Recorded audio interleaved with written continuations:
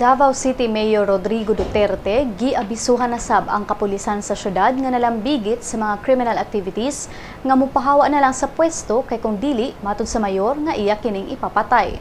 Sigon sa mayor sa iyang gikan sa masa para sa masa nga programa nga iyang patyon ang mga pulis nga malambigit sa gidiling droga. Ang mayor mihatag sa iyang komento human na sayarang usa ka pulis ang nagpositibo sa paggamit sa illegal nga drugas sa niaging semana. Wala nagipanganlan ang pulis nga nagpositibo sa drogas tungod kay wala pa moabot ang resulta sa confirmatory test. Apan si Duterte miingon nga dili na kinahanglan og confirmatory test tungod kay kung nagpositibo ang usa ka personahe sa drug test, kinahanglan kining taktakon sa serbisyo. Ang gusto ni Duterte usa ka summary hearing dayon taktakon ang nagpositibong pulis kinsa 18 years nang nagtrabaho sa Philippine National Police.